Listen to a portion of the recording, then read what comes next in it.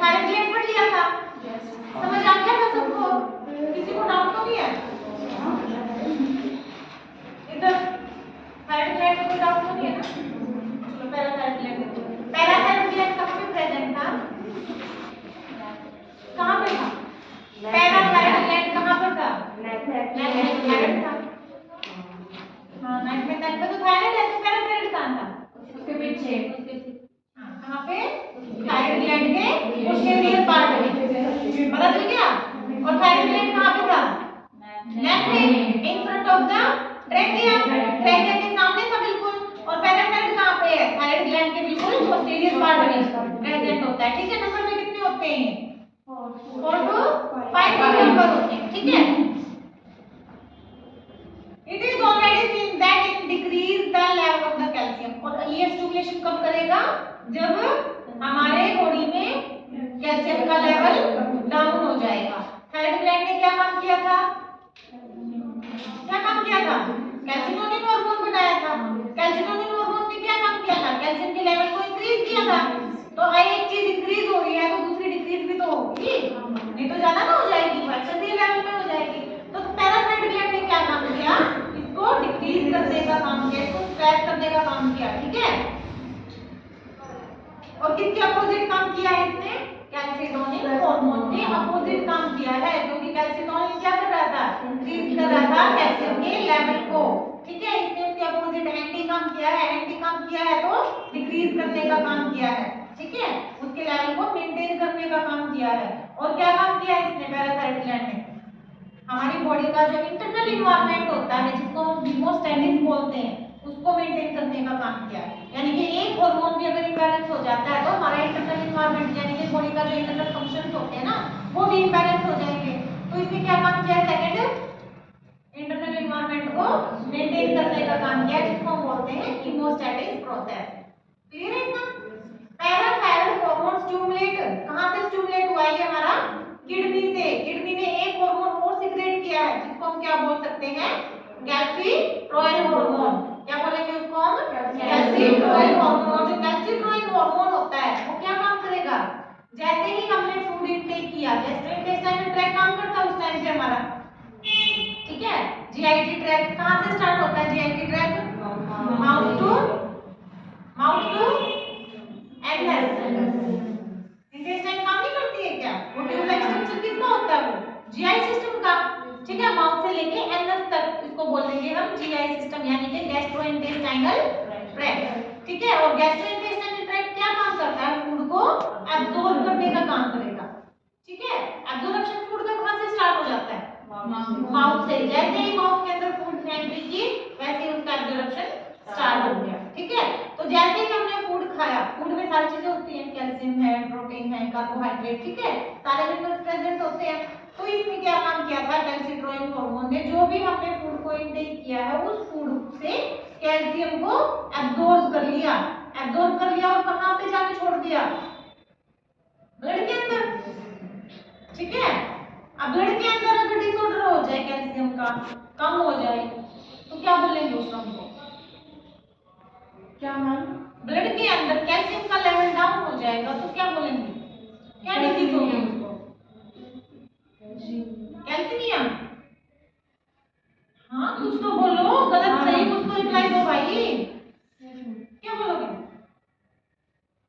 हाँ नहीं बताओ। हाँ तो कम हो गया, क्या बोलेंगे? क्या? Hypo calcaemia, not calcaemia. Calcaemia क्या होता है? ब्लड के अंदर कैल्शियम का लेवल प्रेजेंट है, उसको बोलेंगे कैल्शियमिया। ठीक है, हाइपो में क्या हो गया? कम हो गया, यानी कि हाइपोकैल्सिमिया डिजीज हो जाएगी। और ज्यादा हो जाएगा तो उस टर्म को क्या बोलेंगे? हाइपर कैल्शियमिया, यानी कि ब्लड के अंदर कैल्शियम का लेवल ज्यादा हो गया है। ठीक है, उस टाइम को कौन सा हार्मोन ने काम किया? थायराइड और पैराथायराइड दोनों ही कैल्शियम के लेवल को मेंटेन करने का काम कर रहे हैं। एक करेगा इंक्रीज, दूसरा करेगा उसको डिक्रीज, यानी कि एक बढ़ा रहा है, घटा रहा है, यानी कि उनको मेंटेन कर रहा है, ना ज्यादा होने दे रहा और ना ज्यादा कम होने दे रहा है। समझ गए? ये पैराथायराइड के फंक्शंस होते हैं। क्लियर है इतना? ये आगे मैंने आपको बता दिया है कि जैसे फूड हमने इंटेक किया, वैसे ही एब्जॉर्प्शन कर लिया फूड का थ्रू द इंटेस्टाइनल ट्रैक्ट। ठीक है, इंडोस्टाइनल ट्रैक्ट के through which help in the increase the blood level of the calcium, calcium के अंदर ब्लड के लेवल को इंक्रीज करने का काम करवाए। क्लियर? अब है एड्रेनल। एड्रेनल ग्लैंड कहाँ पे प्रेजेंट होते हैं? एड्रेनल ग्लैंड कितने होते हैं? नंबर इन दो। ठीक है, दो होते हैं, दोनों किडनी के ऊपर प्रेजेंट होते हैं। और किडनी कहाँ पे होती है भाई? किडनी कहाँ कौन सी पोस्टीरियर पार्ट?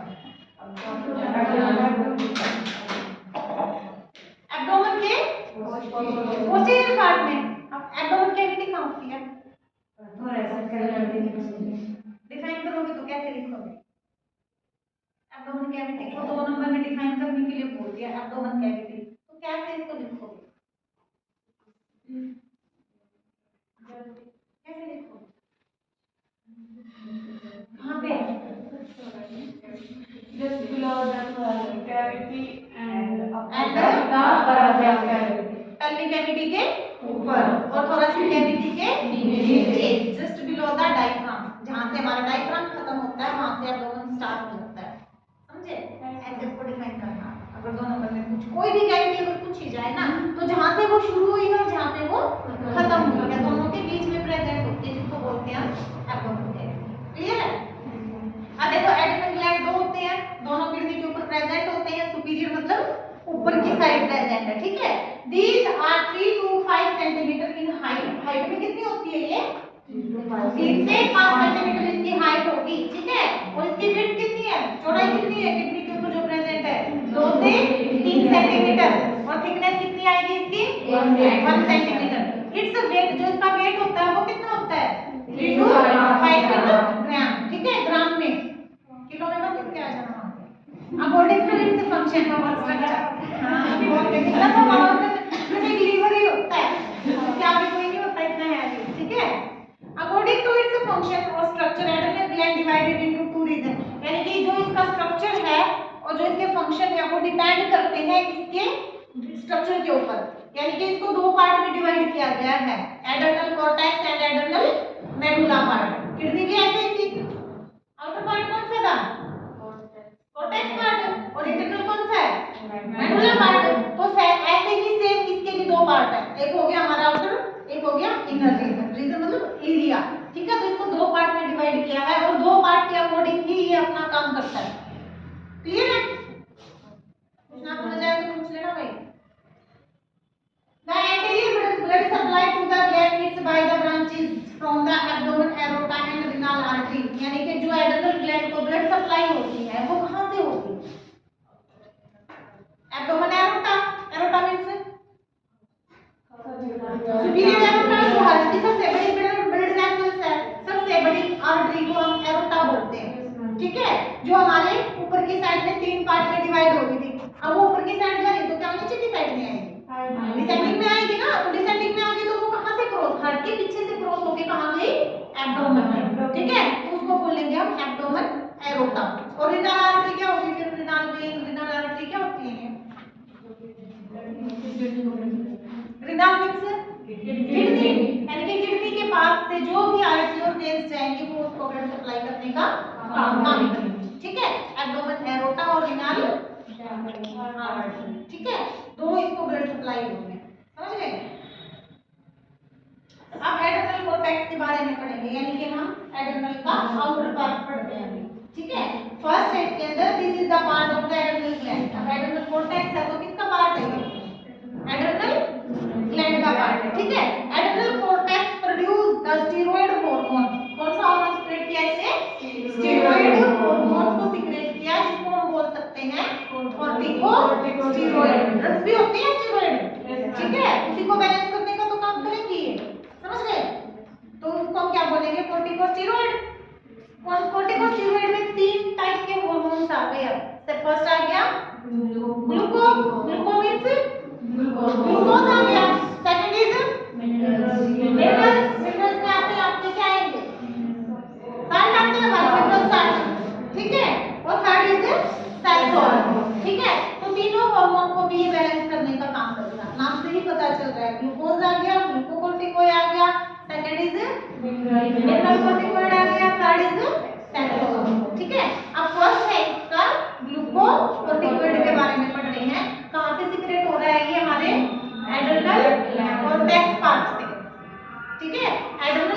का जो आउटर पार्ट होता है इसको हम बोलते हैं एडर्नल कोर्टेक्स पार्ट, वहीं से ये क्या हो रहा है, सीक्रेट हो रहा है। ठीक है, फर्स्ट है इसमें ग्लूकोकोर्टिकोइड में आ गया regulate the metabolism. Metabolism means chemical reactions को मेंटेन करने का काम करना, बिल्डअप करना प्लस उसको ब्रेक डाउन करना। ठीक है, यानी कि हमारी बॉडी में जो केमिकल रिलीज हो रहे हैं, रिलीज भी हो रहे हैं तो उसका ब्रेक डाउन भी होगा, नहीं तो जो केमिकल्स लेवल होते हैं जूस वगैरह जितने भी सीक्रेट हुए हैं वो सारे हाई लेवल पे चले जाएंगे।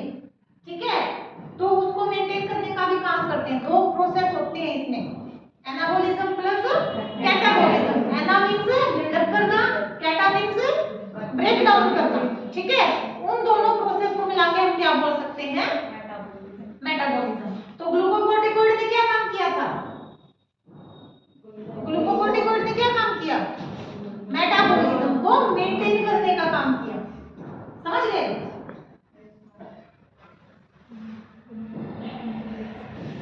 This provide the resistance to stress. और क्या काम किया इसने, स्ट्रेस से बचाने का भी काम किया है। पर्सन कोमा में ना जाए, ज्यादा स्ट्रेस इमोशंस ज्यादा उसके अंदर ना आए, तो उनको भी मेंटेन करने का काम करता है। समझ गए? अब आ गया, they include the corticosteroid and the corticosol. अब इसमें भी हमारे कितने हार्मोन्स ने काम किया, 3 हार्मोन्स ने। ग्लूकोकोर्टिकोइड से 3 हार्मोन्स फिर से रिलीज हो रहे हैं।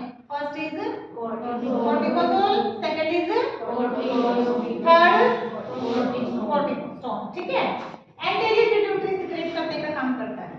किसके पार्ट थे ये सारे, एक्टिविटी को कौन कंट्रोल करेगा, एंटीरियर पिट्यूटरी ग्लैंड जो मास्टर ग्लैंड था।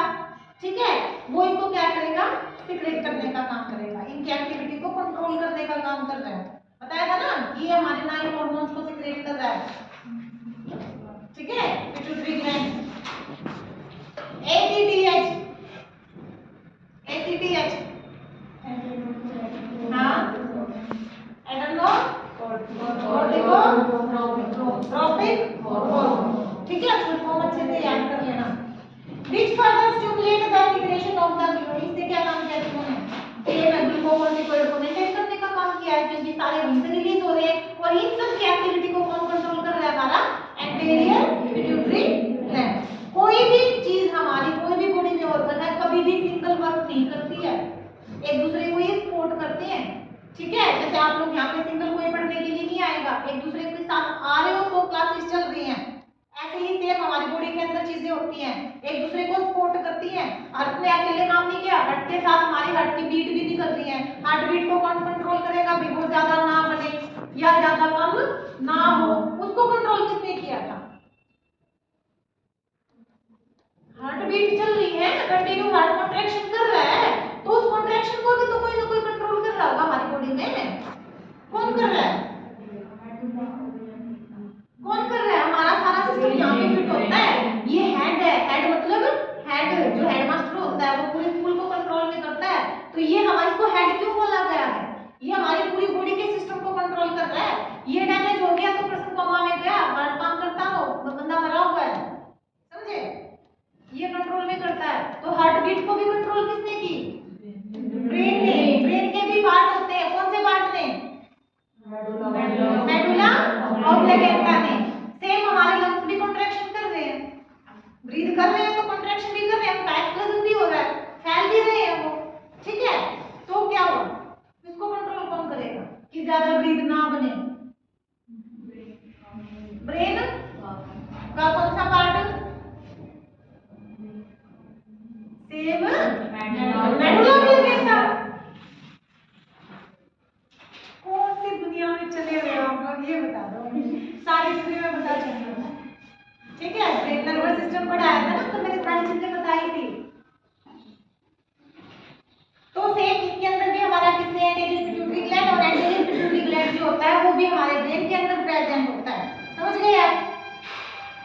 It affect every cell in our body. और क्या काम करता है ये ग्लूकोकोर्टिकोइड, हमारी बॉडी के हर एक सेल को अफेक्ट करने का काम करता है। यानी कि हमारी बॉडी में जितने भी सेल्स प्रेजेंट हैं, हमारी बॉडी बनी ही सेल से है, बनी है ना, बेसिक क्या यूनिट है, सेल है। बॉडी के सेल डैमेज होगी तो बॉडी डैमेज हो जाएगी। तो हमारी बॉडी में सेल है, फिर टिश्यू है, फिर ऑर्गन है, फिर ऑर्गन सिस्टम बन रहा है,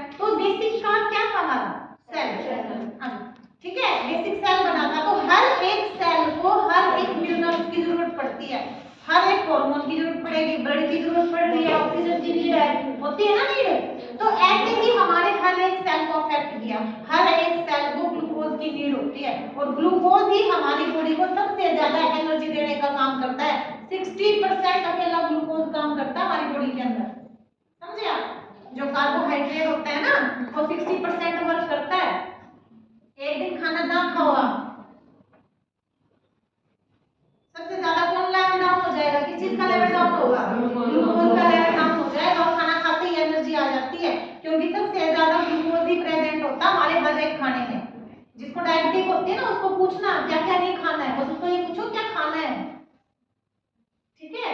उसकी हर चीज बंद हो जाती है, क्योंकि हर एक फ्रूट में कार्बोहाइड्रेट है, व्हीट में होता है, राइस में होता है, वेजिटेबल में कार्बोहाइड्रेट होता है। कोई चीज कड़वी होती है जो हम घर में खाते हैं? नहीं होती। हर चीज में मीठी होती है। मीठी मीन्स कार्बोहाइड्रेट, शुगर प्रेजेंट है, समझे? तो ये जो हार्मोन है ये हमारी बॉडी के हर एक सेल को अफेक्ट करने का काम करेगा। Clear? The level of this hormone is high in early morning. High in early morning. Highest कब होता है ये? मॉर्निंग में सबसे ज्यादा हाई लेवल पर होता है। क्यों होता है भाई? रीजन भी तो होगा कि मॉर्निंग में ही ज्यादा क्यों हुआ?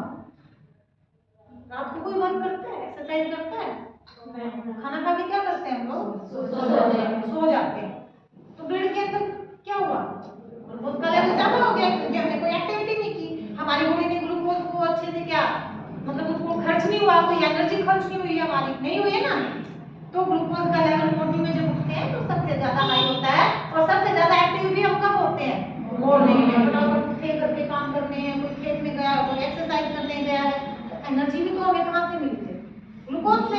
इसीलिए ये रीजन है इसका कि मॉर्निंग टाइम में ज्यादा हाई लेवल पे होता है, क्योंकि हम रात को खाना खाते हैं और सो जाते हैं, समझे? रात को खाना खा के मत सो, मॉर्निंग में एक्टिव नहीं हो गया, भूख लगेगी आपको, क्योंकि आपकी नीड उस टाइम पे ज्यादा होती है, समझे? At the least at midnight, यानी कि जो बीच का टाइम होता है रात का, ठीक है, उस टाइम पे ज्यादा होता है। ग्लूकोकोर्टिकोइड हेड द फॉलोइंग, क्या क्या अफेक्ट करता है हमारी बॉडी में? ग्लूकोकोर्टिकोइड करेगा फैट प्रोटीन का मेटाबॉलिज्म, कैटाबॉलिज्म। क्या काम करेगा? प्रोटीन का catabolism. Catabolism means break down करना, यानी कि प्रोटीन को ब्रेक करने का काम करता है ये, ठीक है? और प्रोटीन की जो फंक्शनल यूनिट होती है वो क्या होती है? फंक्शनल यूनिट क्या है प्रोटीन की? अमीनो एसिड के छोटे छोटे मॉलिक्यूल्स बनते हैं, मॉलिक्यूल्स का ग्रुप बनता है, ग्रुप बनता है तो एक प्रोटीन बनेगा, ठीक है? तो अमीनो एसिड के फॉर्म में क्या करेगा? ये इसको स्टोर करने का काम करता है, समझ गए? सेकंड आ जाएगा फिर इसमें फॉर्मेशन ऑफ ग्लूकोज। अभी बता चुकी हूँ कि हार्मोन के नाम से पता चलता है, ग्लूकोकोर्टिकोइड यानी कि ग्लूकोज को बनाने का भी इसने काम किया, ठीक है? थर्ड आ जाएगा lipolysis. Lipolysis means lipid, lipid means fatty acid जो होता है, ठीक है? तो लाइसिस मींस ब्रेक डाउन करना, तो फैट को भी ये क्या करेगा? ब्रेक डाउन करने का काम करता है, यानी कि कैटाबॉलिज्म करेगा फैट का, ठीक है? लिपिड मींस होता है फैट, लिख लेना। फिर आएगा इसमें रेजिस्टेंस टू स्ट्रेस, जो मैंने आपको पहले बताया था कि ये क्या करता है? हमें स्ट्रेस से भी प्रिवेंट करता है, ठीक है? फिर आ जाएगा anti inflammatory drug, oh sorry anti inflammatory effect. Anti inflammatory क्या होता है? सेकंड ईयर वाला बताओ। इन्फ्लेमेशन क्या होती है? इन्फ्लेमेशन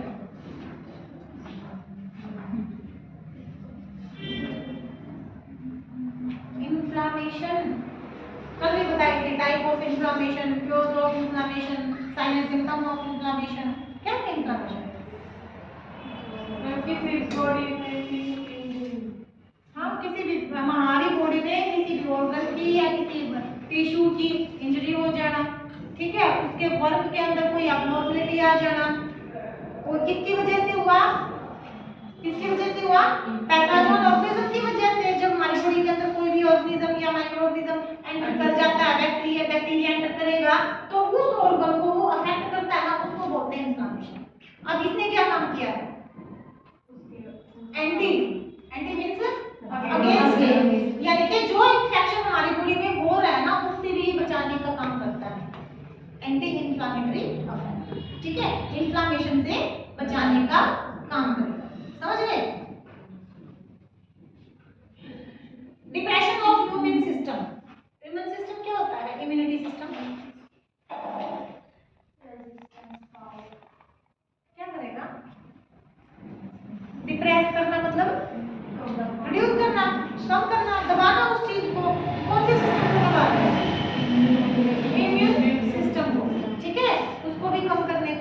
करता है, यानी कि ज्यादा इम्यूनिटी होगी तो आप बाहुबली ना बन जाओगे सारे बन जाओगे ना, उसको भी मेंटेन करने का काम क्लियर है। आगे करवाना इसका अभी एक ही हुआ है भाई, ग्लूकोकोर्टिकोइड यानी कि एड्रेनल कॉर्टेक्स का फर्स्ट पार्ट ग्लूकोकोर्टिकोइड, सेकंड है हमारा मिनरल कोर्टिकोइड, थर्ड है हमारा सेक्स हार्मोन। सेक्स हार्मोन मैं आपको बता चुकी हूँ पहले, जो गोनेडोट्रोपिन हार्मोन थे LH एंड FSH, ठीक है, luteinising and folic stimulating hormone, testosterone hormone, ठीक है, ये सारा मैं आपको बता चुकी हूँ, इसमें कुछ और बात रिवाइज करवा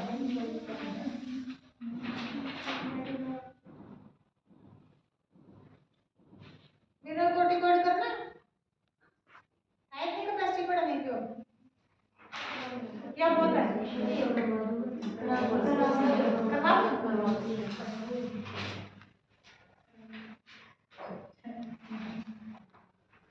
mineral corticoid it means suggest, नाम से ही पता चल रहा है भाई इसके अंदर क्या प्रेजेंट है, हमारे मिनरल्स साल्ट प्रेजेंट होते हैं, ठीक है। और जो adrenosterone is the maintain the mineral corticoid, adrenosterone जो हार्मोन था वो क्या काम करेगा, मिनरल कोर्टिकोइड को मेंटेन करने का काम करेगा, ठीक है।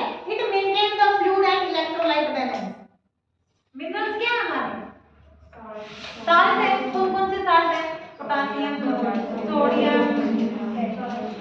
कैल्शियम, ठीक है, ये सारे क्या हमारे बॉडी के अंदर साल्ट है, ठीक है। इनके भी साइंटिफिक नेम होते हैं। पोटासियम को क्या किस नाम से सजेस्ट करते हैं, डिनोट करेंगे पोटासियम को K से डिनोट करते हैं, K+, ठीक है, और सोडियम को Na+,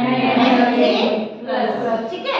तो जहाँ पे भी सोडियम Na+ दिख जाए तो समझ लेना सोडियम के बारे में बात हो रही है, ठीक है। तो ये हमारी बॉडी में क्या काम कर रहा है, इनको इलेक्ट्रोलाइट भी बोलते हैं, बहुत माइनर भी प्रेजेंट होते हैं, ओनली 1% होते हैं, लेकिन वर्क इनका बहुत बड़ा होता है, ठीक है। तो हमारी बॉडी में फ्लूइड को और हमारे जितने भी मिनरल्स होते हैं, इलेक्ट्रोलाइट्स होते हैं, उनको मेंटेन करने का काम करेगा। Adrenosterone increase the reabsorption of the Na means sodium का एब्जॉर्ब करने का काम करेगा, और सोडियम क्या काम करता है, हमारी बॉडी में वाटर के लेवल को मेंटेन करने का काम करेगा सोडियम, ठीक है। एट द सेम टाइम, और इसी टाइम पे क्या काम किया, सोडियम और पोटासियम दोनों एक दूसरे के एंटी होते हैं, एक का लेवल ज्यादा है तो एक का लेवल कम होगा, एक ने बढ़ा दिया तो दूसरे ने कम कर दिया, ठीक है।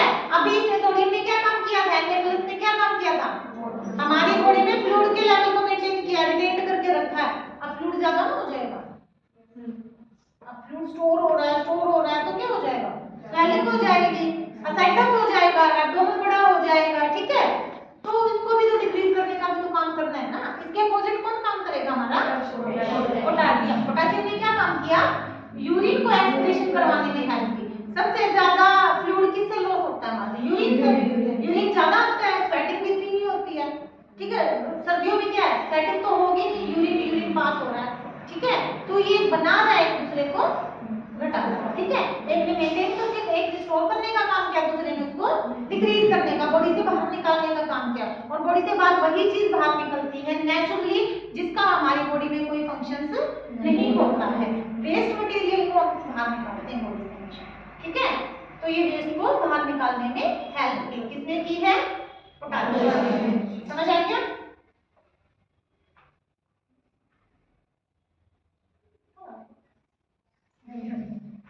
ठीक है। इसके पॉइंट देख लो आप, और क्या क्या इसने काम किया है। डिक्रीज इन ECF, इसको रहने दो, बस इतना ही रखना, पोटासियम और सोडियम को मेंटेन करने का काम किया है, सोडियम ने रिटेन किया है और पोटासियम ने इसको एक्सक्रीट आउट किया है, ठीक है। क्लियर है।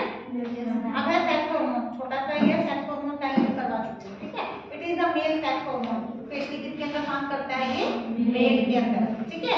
एड्रेनल कॉर्टेक्स सीक्रेट करता है हार्मोन्स को, और female sex hormone secrete by the adrenal cortex part, दोनों ही करते हैं इसमें तो काम। LH एंड FSH इसमें दे भी नहीं रखा है, ठीक है, इसमें दे भी रखा है क्योंकि मैं आपको पहले ही बता चुकी हूँ। LH और FSH को मेंटेन करने का काम करता है, ल्यूटिनाइजिंग हार्मोन और फोलिक स्टिमुलेटिंग हार्मोन, ठीक है। और इसका लेवल कम होता है, ये और किस चीज में हेल्प करता है, जो प्यूबर्टी एज पर प्यूबिक हेयर्स आते हैं मेल और फीमेल दोनों में ही, उसको भी उस टाइम पे भी इसका लेवल ज्यादा हो जाता है, ठीक है, प्यूबर्टी एज में, क्योंकि सेक्स हार्मोन सबसे ज्यादा हाई लेवल कब होता है हमारा, प्यूबर्टी एज में, उसी में बॉडी के अंदर चेंजमेंट आएंगे, हार्मोन बोलते हैं ना, हार्मोन इंबैलेंस होते हैं, ठीक है, तो प्यूबिक जो हेयर्स होते हैं वो भी इसकी वजह से ग्रो करते हैं, समझ गए? बस